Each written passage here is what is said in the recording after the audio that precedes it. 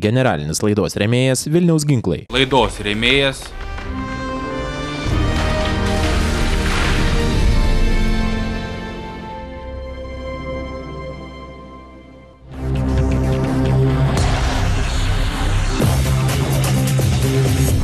Toyota Hilux, tikro medžiotojo automobilis. Mėsos meistrai, pagaminta žinovų.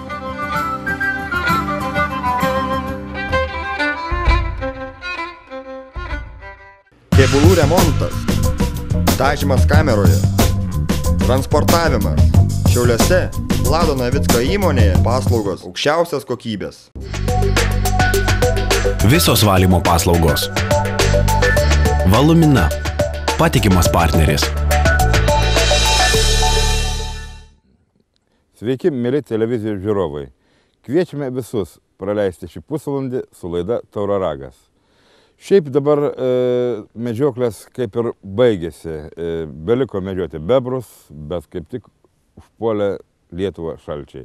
Ir upeliai visi užšalę, bebrai vėl tupi savo urvuose. Bet galima medžioti dar ir lapes, tai yra plėšrūnai, jų vyksta šiuo metu ruja. Galima, aišku, sėdėti ir bokštelę laukti šerno. Bet jau, ko gero, nepatartina tai daryti, nes kiaulės jau ruošiasi guolius, nors jau girdėjom, kad atsivedė kai kur yra jaunų šerniukų. Taigi, gal neverta būtų sėdėti bokštelį ir laukti šerno. Verčiau būtų nuvežti pašarų tiek stirnom, tiek ir tiem patiems šernam. Na, o šiandien laidoje matysite, iš kokių kailių mūsų moteris siūnasi kailinius. Kaip vilkų genetiką aiškina Petras iš Žvėrinklos. Kiekvienas vilką nušaut labai nori ir ten įsirinka vilkija vilkas yra sunku.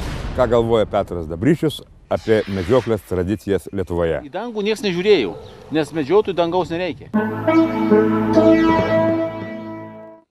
Na dabar vykstame į Žemaitiją pas Petrą Dabrišių ir bandysime sumedžioti usūrinį šunį ir pamatysime, iš kokių kailių mūsų moteris siūnasi kailinius ir jūs nuspręsite, ar verta tai daryti, ar ne.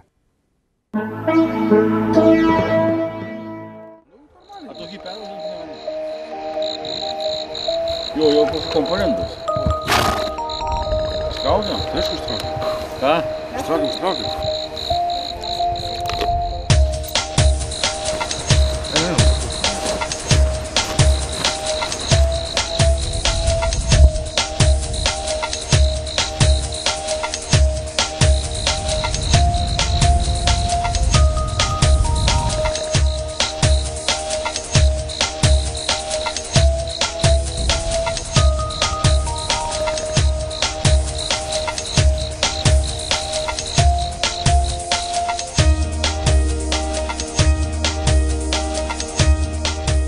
Dabar jų labai daug yra ir jų nieks negaudo, ta epidemija labai stipri po Lietuvą eina. Visą našiemą jie nemiega, tai visur landžio bėgio aplink namų žmonių.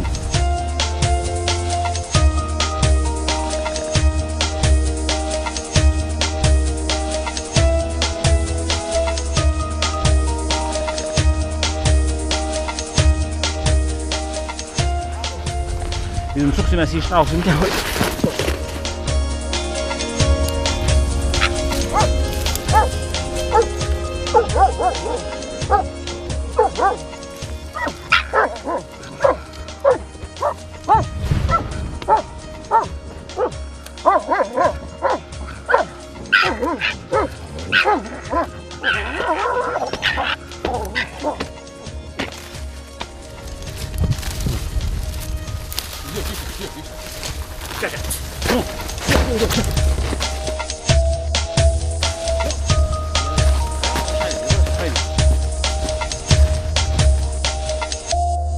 Sumedžiojom usūrinį, ištraukė šunis iš urvo.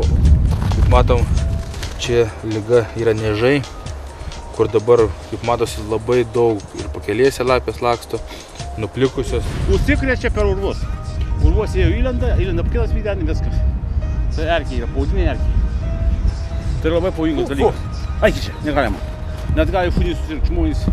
Tai yra liga, ji pagydoma, bet daug bėdos yra, daug vargų. Jie, kai serga, eina kuo arčiau gyvenamųjų namų. Ir žmonės, jeigu radot tokį gyvūną, ar kritusi, ar gyvą, prašom neimti į rankas. Nuo jos gali užsikrėsti ne vien gyvūnai, bet ir žmonės. Įlenda pas mešką lieptai. Čia į aptarus įlenda jie. Ane? Nu žinai, čia jūsų pilni miškai pakelėsi matėkis. Ir ta liga daugėja. Po medžioklės nutarėme atsipūsti, pakalbėti ir išgerti po puodelį tradicinės Petro rinktų žolelių arbatos su medumi. Tai va, jau šiandien žadėjus pas mane į svečius atvažiuoti, šito medžioklės gal nebūtų, matot, su arkliu besivo mišką jau kažkiek, tai tą arklį reikia prajudyti, kaip sako, žiemą. Nu ir bejojant žiūro usūrinis, jisai bėgo, kažkur nubėgo po tom komponentų. Ir aš net pagalvojau, kad ta nugara lygiai geroka būtų, žinai. Taip, sėm šunis ten nusivedė, net nepaleidom, net tokią medžioklę, nu, šunį paleidom ir jis tos šunis ištraukė tą usūrinį. Matėm, kad jis yra nuplikęs ten, jie niežai. Ta liga yra, sakyčiau, labai dažna dabar, kuo taulinti dažnai pasitaiko, ypatingai usūriniai lapės pats pagrindas. Ir kitais žvėrys ir serga, bet jų tiek nesimato, matot, kiauniai serga, vilkai serga. Tai va, tai yra pasiekmė, kad daug plėšrūnų. Daug yra plėšrūnų, labai daug, nes kelinti metai, pavyzdžiui, šita žiema buvo tokia užkrito ypatingai usūriniam į nepalankį medžioti, nes jie įlenda į urvus, medžioklė sustabdoma ir nieks į kitų nenuveina ir nieks su jais per daug nesterliuoja. Yra žvėrys, kurie konkrečiau medžiojami, tie šernai, ten stirnos, kažkas tai. Bet iš dalies gal ir įstatymai yra nepalankus medžiojant, pavyzdžiui, tuos usūrinius.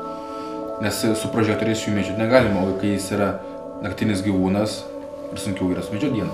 Jo įstatymas gal nepalankus kažkiek, bet buvo laikas, kada jie kainavo tiek, kad kiek alga žmogaus mėnesį. Mes jų neįveikėm. O dabar jie tiek gausiai dauginasi, tiek gausiai, aš nežinau, ko čia pasibaigs, nes viskas, kas ant žemės, paukščiai, viskas. Stirnių karas ir jis labai daug apeina, veisimas visas ne lapį, ne 5, po 10 eina. Tai yra tokia kaip šiukšlė, aš vadinu šiukšlę, numetė vieną, pavyzdžiui, bonką, plasmasinę, iš jos 10 užauga. Tai tas lygiai. Bet ta šiukšlė viską naikina aplinkui. Neįsivaizduoju, kaip juos išnaikyti ir kažką tai čia reiktų net valstybės mastu. Net tais laikais, sovietinės, kur buvo, nanais laikais premija buvo duodama, nenauskaris kainavo kažkur 8 rubliai, o 10 rublių premija buvo. Tai valstybė rūpinosi, o dabar absoliučiai. Tai aš nežinau, ką reiktų, čia būreliai turėtų kažką priimėti tarp savęs. Tuos visus kiti bėdavoja, kad jų grūdus net suėda ten 100, suėda visus tos pašarus. Ir visas ligas, įsivaizduojat, atneša tiem šernam, visas ligas, kokias įgali jie, bet jie viską surenka. Tai viską atneša į tą šėryklas, todėl aš nežinau, tarp savęs, kol valstybė neturi pinigų, gal tarp savęs kažkokius medžiotojus žiūrėtų, šnekėtų, kurie aktyvesni, jiems duotų, sąlygas darytų, kad medžiotų jie. Čia yra ta liga, svarbiausia, kad didėja. Prieš 3 metus pasakojom, čia mes buvom pagavęs, visiškai čia šalia buvo, bet dabar labai dažnas dalykas ir ta liga neišnyksta paprastai. O žvėrių skaičius neišnaikys, nes pasiutlygėjo pas mus parkšai prapuoliai, tai dabar va kitas eina niežai, o niežai vis tiek dabar jie, kurie liks pavasarį, jie nenugaiš. Jie nugaiš daugiausiai žiemą, nes man sušalo. Nėra maisto, o taip paskui iš naujo atauga plaukas ir vėl rudenį vės gali nupirkti. Sekantis reportažas bus apie vilkus.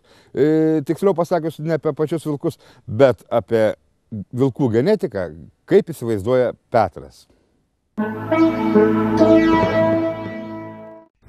Zverinčioje, aptvertoje teritorijoje gyvenantis vilkai nėra naminiai gyvūnai. Vilkas yra vilkas. Norėdami pajusti šio didingo gyvūno dvasią, užėjome į jų teritoriją.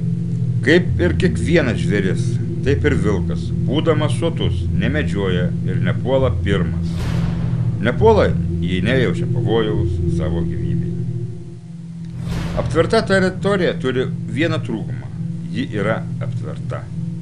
Sekundė kita ir atsiduri akis į akį su į kampą įvarytų žvėrimi.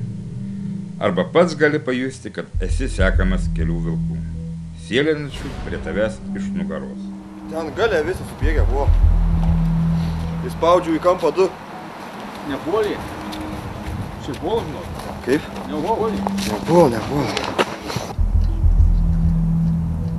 Nuo ko reiktų pradėti žaliųjų medžiotojų kalbą apie vilkų paskirstymą limitais. Tai jau daug metų visi viską žino, aš ir šneku, ir visi mes šnekam. Yra paprastas dalykas, jei yra žvėrių miške skaičius toks, leidžia medžioti tiek. O dabar padalina tos vilkus visai Lietuvai. Vieni tų vilkų nenori medžioti, tai yra darbas, kiti vilką. Tai pavyzdžiui, būna kažkokiam rajone 2 vilkai tuos pačius nušauna ir viskas, ir užpildo tą limitą. Tai jeigu toj teritorijoje, kokiam rajone tai yra vilkai limitas toks, pratęs tą medžioklę, kur daro daug nuostolių, tai čia yra labai normalu. Sakyčiau, tai va, nuo to reiktų pradėti. Tada atsirastų, dabar, sakau, tai ginčiai vyksta, tas sako, per daug šauna, kiti sako, jie nieko nedaro ir to neranda bendros kalbos, vienu žodžiu, vieni kitus kaltina. Bet čia yra paprastas dalykas. Tik aš nežinau, kas čia tuo turėtų susimti ir kas čia nenori dirbti. Čia yra darbas. Yra apskaita žvėrių, kad visų žvėrių, briedžių, elnių, licencijuotų žvėrių. Ir viskas, tai apie vilkų.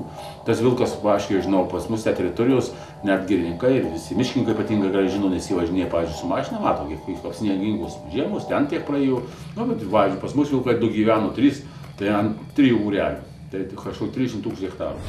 Ai, kiek matė? Kiek vilkų matė? Matau, čia nėra sunku suskaičiuoti ir tą limitą duoti. O ypatingai pabrėžiu, kad tais vietas, kuris didį nuostolį daro.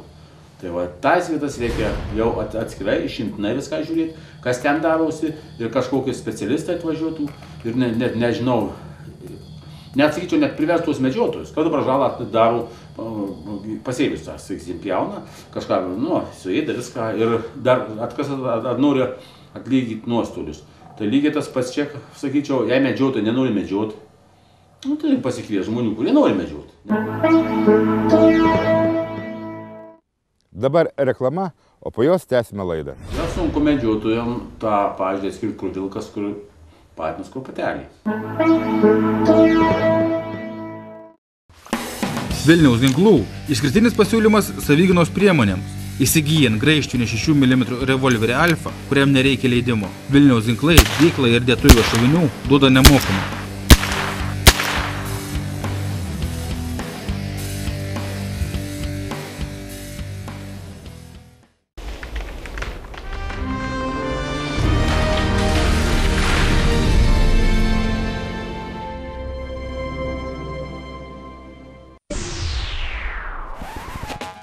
Tai ginklai, kurių laikui bėgant metalinių detalių nepakeitė plastmasė, o medis išliko aukščiausios kokybės riešuto. Vamzdis dengtas juodu chromu suteikia šautuvui ypatingą atsparumą drėgmei ir ilgaamžiškumą. Laukiame jūsų Vilniaus ginklų parduotuvėse.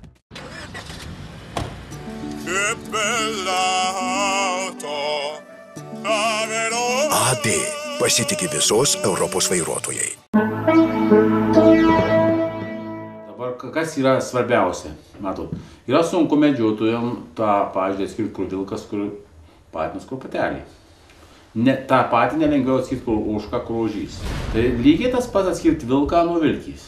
Tai va, jeigu, skaitysim, ten gyvena miške vilkų būra, nu, saujo du vilkai, jaunikliai, tai jeigu nušaunama yra tas patinas, tai ta motina likus, kada ateina ruja dabarties, jinai ieško vilkų. Tie vaikai jie nesubrendę, nors su vaikais nesiporuoja, tai yra tokie jau pas juos taisyklės. Tai va, ten bet kokiu atveju ras šunį. Nes tas daugimas pas vilkę yra toks didelis, tai nekalės, ne šuns.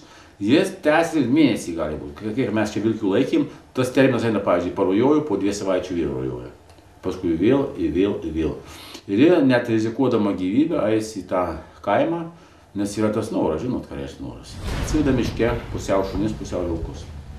Ir jie jau nėra tie medžiotojai, nėra baimės tam žmogui. Ir ką, nėra medžiotojai, tai yra paprasčiau gyvulius pjauti, paprasčiau gyventi. Yra tų taisyklių per daug tas teritorinių, jie pusiau maišyti. Tie maišyti gali vilktis susidraugauti su šunim, bet jei yra vilkų daugiau, juos įstumia. Nes tai buvo padaryta prieš daug metų, tai rezervatė jie stebėjo, buvo Rusijos rezervatas, aprašyta visą tą Tas metodika darbas, šaudė visai vilkus visai, jų vietą užėmė šunys, valkataujantys.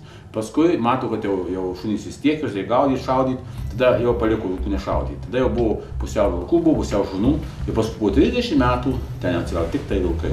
Nes matot, pas vilką yra taisyklės ir fiziniai duomenys visiškai kaip ne pas šunį ir jisai įstumia ir kraujas stipresnis ir žymiai, genas yra stipresnis vilkų, todėl jisai vis tiek grįžta atgal vilkas, tada vėl grįžta teritorijos, vedimas, žmogaus baimė ir medžioklė tik miške. Tai va, čia mes jau, bet kaip padaryti aš net neįsivaizduoju, nebent tam palaukimų medžiotų, nes kiekvienas vilką nušaut labai nori ir ten įsirinka vilkėje vilkas yra sunku. Dabar norėtumėm jums pasiūlyti Petro Dabrišiaus nuomonę apie medžioklės tradicijas Lietuvoje.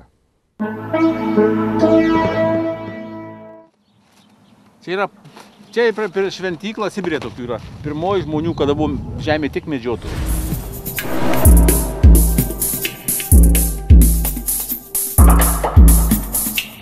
Nebuvo tada, viskas buvo žemės, ir viskas va iš akmenų, buvo matriarchatas, žinai. Moterys valdė pasaulį, o vyrai tik medžiojo.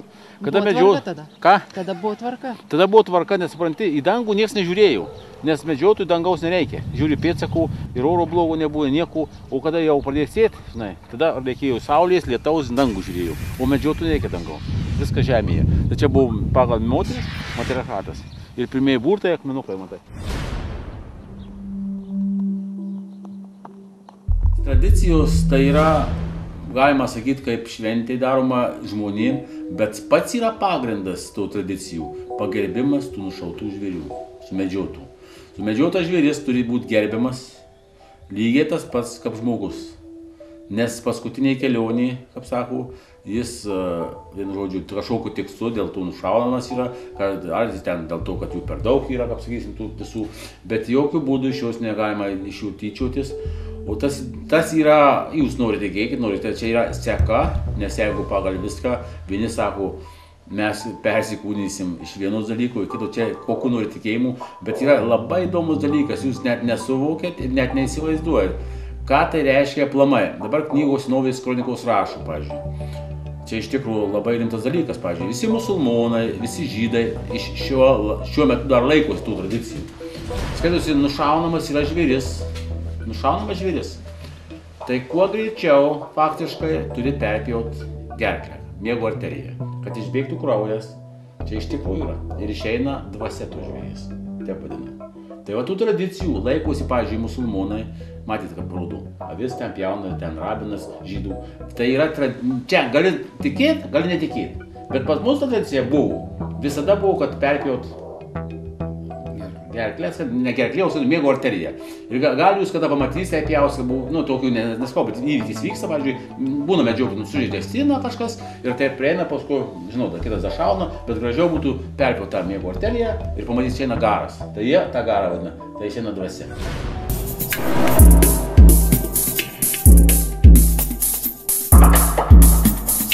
Senovė tada laikysi, mes dabar jau nesilaikom, nes skaitom, kad čia kvaila. Bet tos tradicijos gyvena 1000 metų. Ir dabar kitos tautos tą laikosi ir griežtai laikosi, tai nežinau, kas teisus, kas neteisus, o iš tikrųjų, tas žvėris paskui atgims kitų žvėrimi, čia kaip nori manyk, čia viskas ratas sukasi, kas kur nuveina, kur mes nuveisim, kaip sako, viską aplink gyva, ir medžiai žvėris, viskas tai nežinia, gali mes. Tapsim usūriniu, nuparkusiu, nuplikusiu, jei blogai čia gyvensim, ištyčiom iš tų vaikščiom plikai žiemą, tai va. Tas yra tradicija, tai yra kultūra mūsų, tai tas yra pagrindas, ne dėl to, net prieš medžioklę faktiškai, prieš medžioklę labai būtų gražu pabūt, prieš tai ramiai, te tik išpuolė, tik šautus visi, o te paprašyti, pasišnekėti, o te ramiai, kad va, atvažiavom mes į mišką, čia, ar galim nusišauti žvėrį, paprašyti miškų. Tai čia tradicija yra, ne? Paprašyti miškų, paskui po to vėl, dabar jau daug kas daro, tą laužiukus sukuria, ten ugnį ir vėl pagerbė žvėris, yra, jau atgyja, anksčiau tai iš vis nieko nebuvo, dabar atgyja, bet ir taip, ir prieš tai, ir net nušau žvėrį ten, supranti, kažką, ir vienu žodžiu, su juo net pasišnekėta, tai gerai, negerai, bet tai tradicija.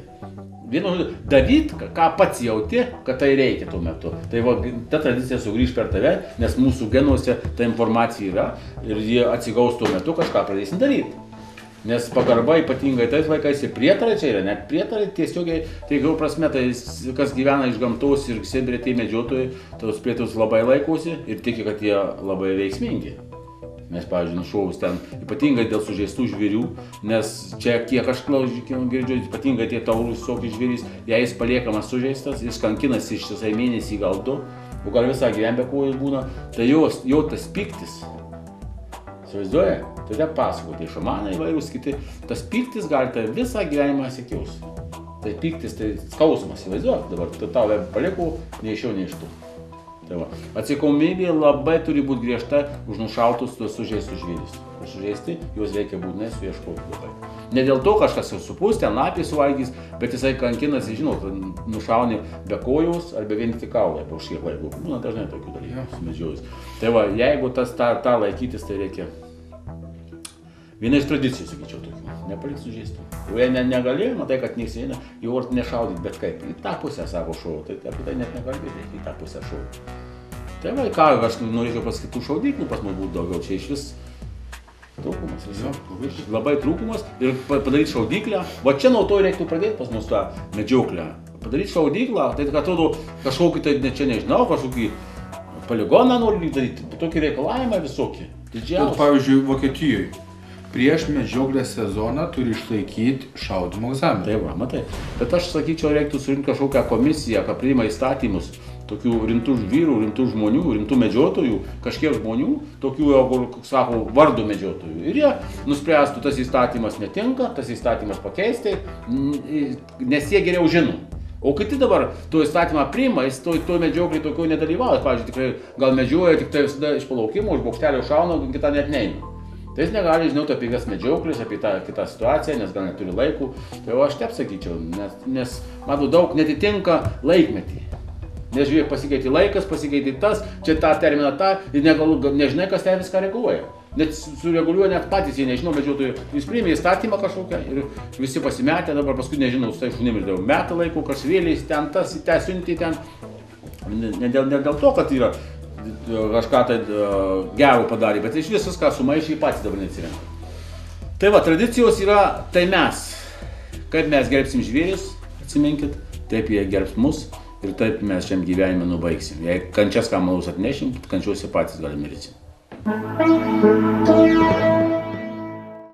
Vilniaus ginklų specialistai nori jums pakartoti, kas keisėsi ginklų įstatyme nuo kovo 1 dienos. Gera žinia ta, kad medžiotojai, o svarbiausia jauni pradedantieji medžiotojai, tik išlaikę medžiotojo bilietą, gali iš karto įsigyti graižtvinį šautuvą. Anksčiau pradedantis medžiotojas 3 metus medžiodavo lygiavamzdžių šautuvų, o tik po to galėdavo įsigyti graižtvinį. Taigi visi medžiotojai, neturintys 3 metų stažo, galite pradėti rinktis savo patinkantį karabiną. Dar vienas pakeitimas tai, kad pasibaigus medžiokliai bus galima ramiai susėsti prie stalo, aptarti medžioklės rezultatus, o ginklą perduoti lydinčiajam asmeniui, turinčiam leidimą, kad šis pargabentų ginklą iki ginklo laikymo vietos. Blogesnės naujienos dėl dujinių pistoletų ir 6 mm kulkinių revolverių.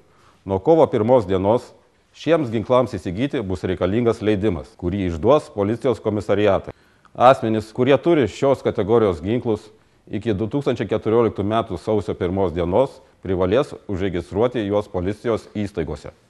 Tad kas galvoja įsigyti savigynai dujinį pistoletą ar revolverį, prašome paskubėti ir tai padaryti, kol šiems ginklams nereikalingas leidimas, iki kovo 1 dienos. Lukoil Baltija konkursas paskelbtas mūsų laidoje tęsiasi. Klausimus jūs matote ekrane, o atsakymus taip pat matote, kur reikėtų siųsti. Dėkojame Lukoil Baltijos kompanijai, kuri labai daug prisideda prie aplinkos saugojimo. Taip pat norime pasakyti, kad laimėtojas kiekvieną mėnesį gauna nuolaidų kortelę įsipilti kuro Lukoil Baltijos kolonėlėse. Šiandien tiek, ką jums norėjom parodyti. Na, o susitiksime lygiai po savaitės, tai nei taukų jums, nei plaukų. Laidos rėmėjas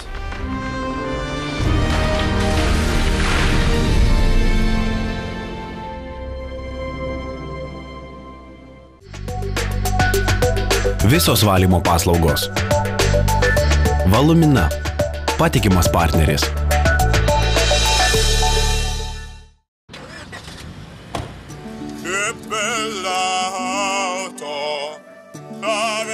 AD pasitiki visos Europos vairuotojai.